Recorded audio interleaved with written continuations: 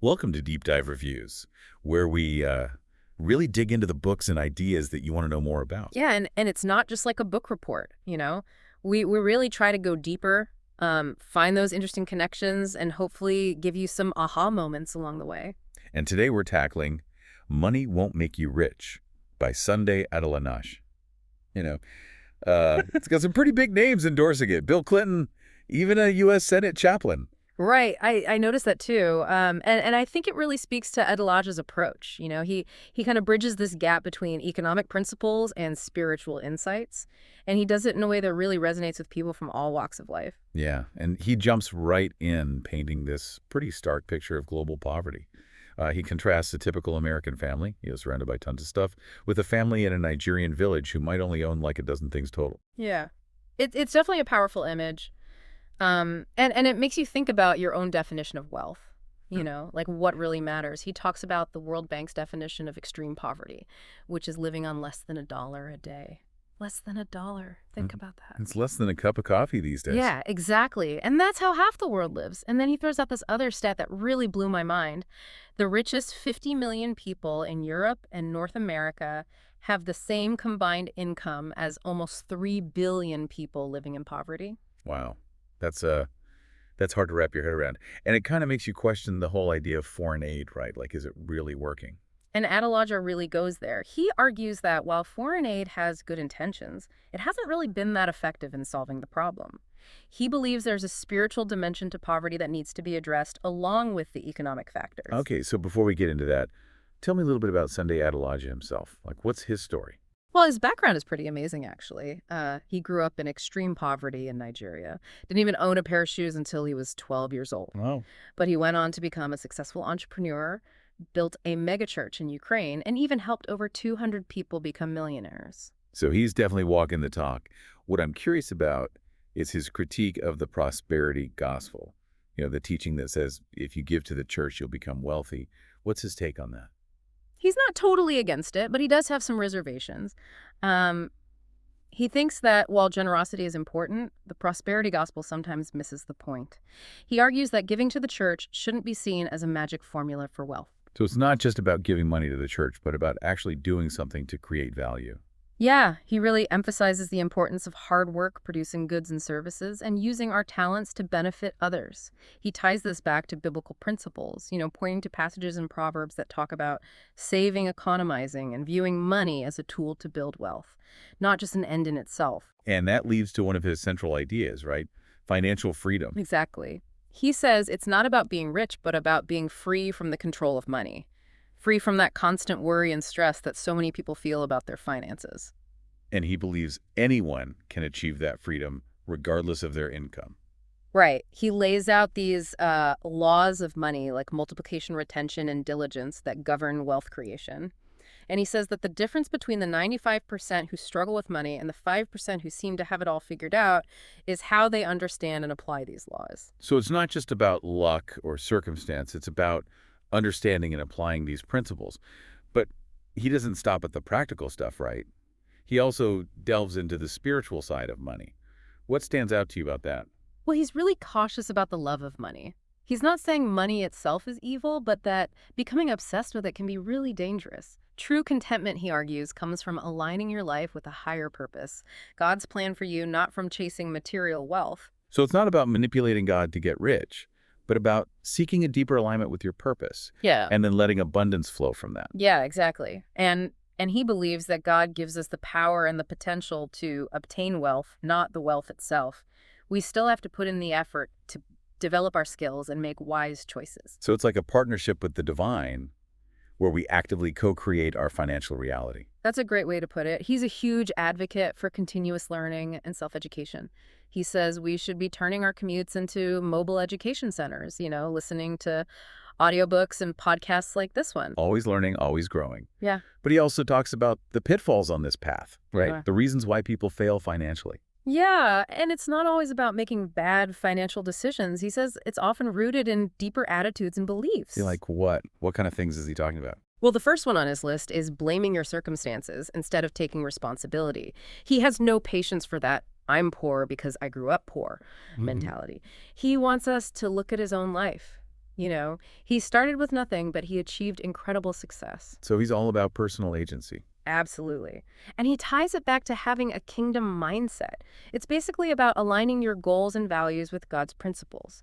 He believes that God has a plan for each of us, and when we tap into that plan, we unlock incredible potential. Not just financial potential, but potential in all areas of life. Exactly. He also talks about the danger of regretting the past. He says dwelling on past mistakes just keeps you stuck. And the danger of living to please others instead of following your own convictions. Right. He says it's easy to get caught up in trying to meet everyone's expectations, but it'll leave you feeling unfulfilled and probably financially stuck too. He also mentions procrastination, which we all struggle with. Oh, yeah. But he goes deeper than that too. He talks about the importance of your relationships, who you surround yourself with. He has this saying, tell me who your friends are and I'll tell you who you are. That's so true. Our relationships have a huge impact on our lives. He believes we need to be intentional about building relationships with people who inspire us, challenge us, and support our goals. It's about surrounding ourselves with people who lift us up. Exactly.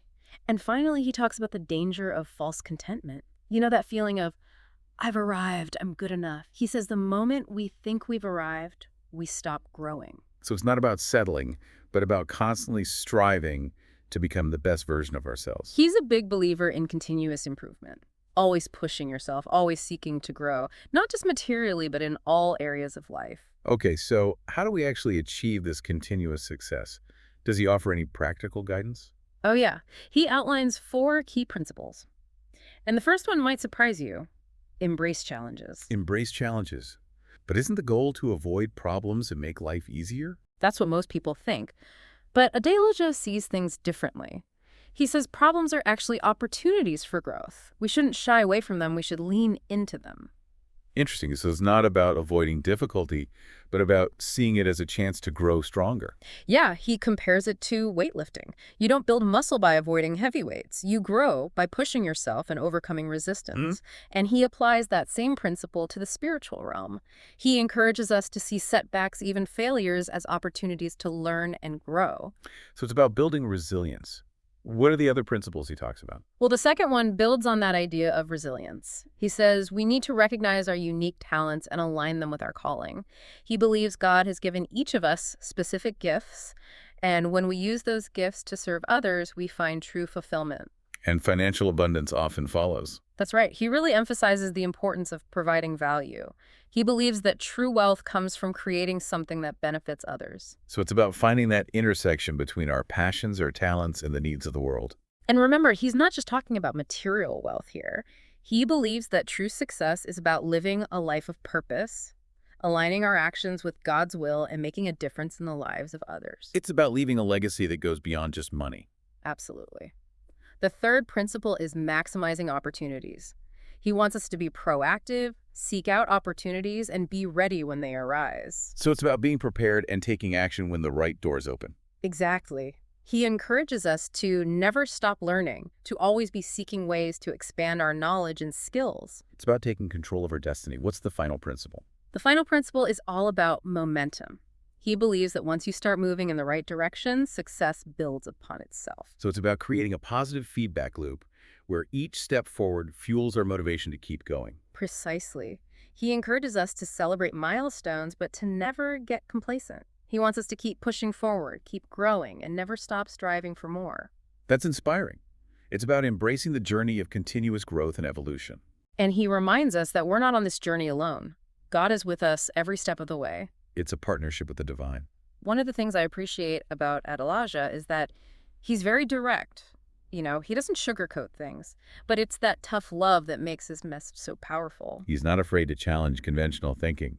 He wants Christians to be leaders in the marketplace, to understand these principles of wealth creation and use their resources to make a real difference in the world. And that brings us to one of the most profound aspects of his book, his ideas about finding your calling. He believes that true financial success comes from aligning your life with God's purpose for you. So it's not just about making money. It's about finding that deeper meaning and purpose that drives us. He argues that when you discover your calling and dedicate yourself to fulfilling it, financial abundance will follow naturally. It's about pursuing your passions and using your gifts to make a positive impact on the world. He shares his own story, going from a poverty-stricken childhood to leading a thriving church in Ukraine. He's basically saying, look, if I can do it, anyone can. That's incredibly inspiring. But how do we actually go about finding our calling? Well, he says it's not always a sudden epiphany. Sometimes it's a process of seeking guidance, listening to that inner voice, and being open to new opportunities. It's about paying attention to those things that really light us up. He encourages us to look at our passions, our natural talents, the things that bring us joy. He believes those are often clues to what God has called us to do. So it's about recognizing those internal signposts. And it's also about being willing to step outside of our comfort zones and embrace challenges. He believes that growth happens when we push ourselves beyond what feels familiar and safe. It's about venturing into uncharted territory. He uses this great analogy of a train. He says, get on the rails, choose your destination, and then go full steam ahead. Don't let fear hold you back. Exactly. And he reminds us that we're not on this journey alone. God is with us every step of the way. It's about leaning into our faith and trusting that support is always there. One of the things I find really inspiring is his emphasis on the satisfaction, the security, and the protection that come from aligning your life with God's purpose. It's about finding that deep sense of peace that comes from knowing you're living in alignment with your true self. He tells a story about receiving death threats early in his ministry in Ukraine, because he was a black man leading a predominantly white congregation. But he says that because he knew he was following God's plan, he wasn't afraid. That's incredible. It speaks to the power of truly aligning with your purpose. He felt a sense of peace and security that went beyond human understanding. And ultimately, those threats didn't stop him from fulfilling his mission. Wow, that's a powerful story. And it highlights the idea that true success isn't just about money, but about living a life of integrity, authenticity, and service. It's about making a difference in the world. And when we find that alignment, Adelaja believes that financial abundance is a natural byproduct. He's not saying that every Christian is guaranteed to be a millionaire, but he does believe we have the potential to experience financial freedom and prosperity when we're living in obedience to God's will. So it's not a formula for instant riches, but a pathway to living a more purposeful and fulfilling life. And that often includes financial abundance as well. Exactly. And that brings us to the practical side of things. Adelaja offers a lot of concrete tips for managing money wisely. Okay, let's dive into those practical tips. Well, he's a big advocate for budgeting, investing wisely, and avoiding debt for things that don't appreciate in value. Being a good steward of your resources. Right. He also warns against greed and emphasizes the importance of contentment and generosity. One of his key phrases is, make every dollar count. Be intentional about how you spend your money. He also talks about the importance of teaching your children about money. He believes that financial literacy is essential for raising a generation that's free from debt. It's a gift that keeps on giving. He encourages parents to have open and honest conversations about money with their kids, to teach them about budgeting, saving, and investing. And to instill in them the values of generosity and contentment. Exactly. He wants to break the cycle of financial illiteracy that keeps so many people trapped. It's about empowering future generations. And he believes this financial education should start early, like 5 or 6 years old. Wow, the earlier the better. So to sum it up, Adelaja's book is really a call to action for Christians to take control of their finances and use their resources to impact the world for good. He challenges us to move beyond a scarcity mindset and embrace the abundance that God has for us. He believes that when we align our lives with God's purpose and apply biblical principles to our finances, we can experience true financial freedom and make a real difference. Yeah, it really is a powerful message. Right.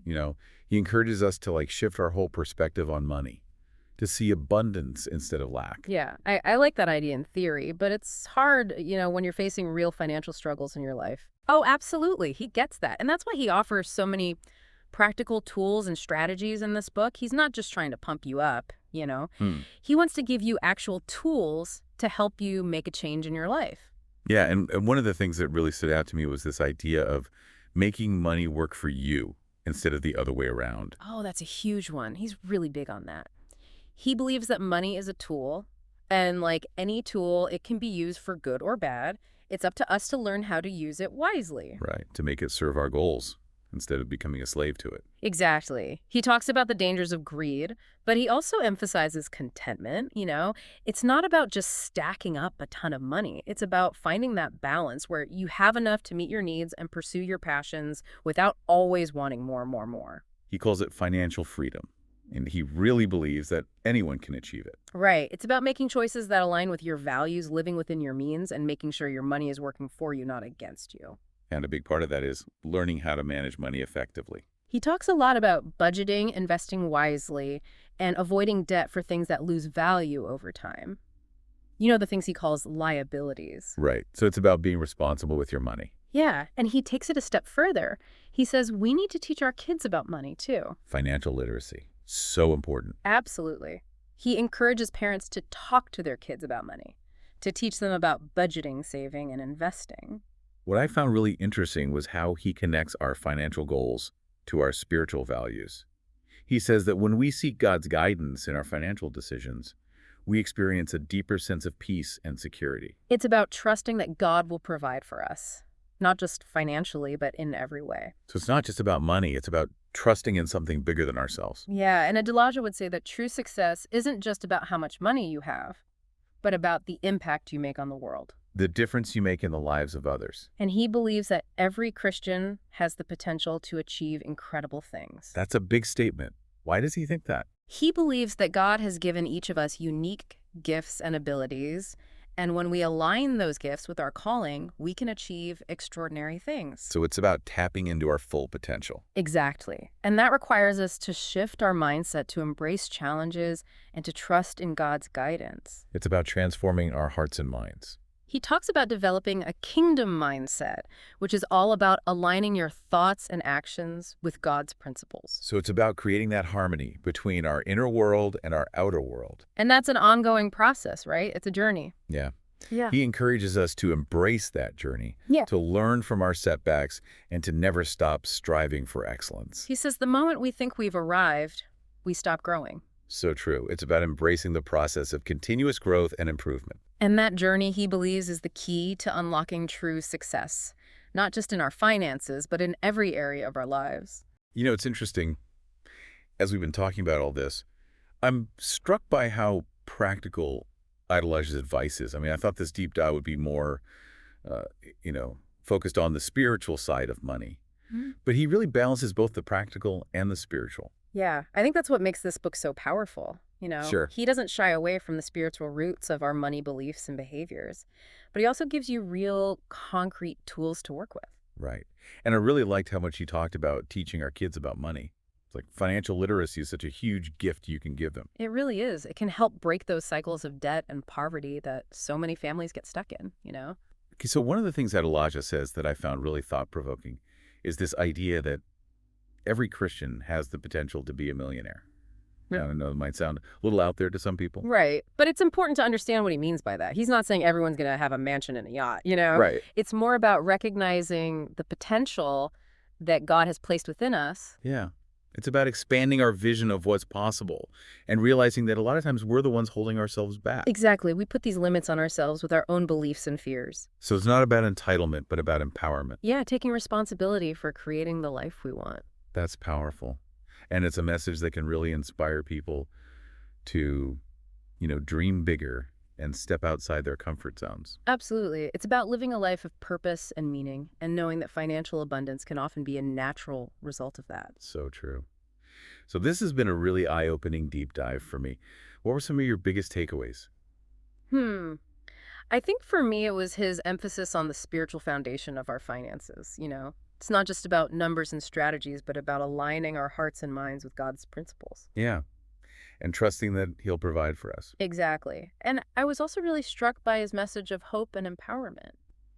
He truly believes that anyone can achieve financial freedom. No matter where they're starting from. It's about changing our perspective, seeing possibilities instead of limitations. And embracing the journey of growth and transformation. Well said. Well, folks, that brings us to the end of our deep dive into Money Won't Make You Rich. We hope you found it as insightful as we did. Absolutely. And remember, knowledge is only valuable when you actually use it. So take what you've learned today, put it into practice, and see what amazing things you can achieve. Couldn't have said it better myself. Thanks for joining us on this journey, and we'll see you next time on Deep Dive Reviews.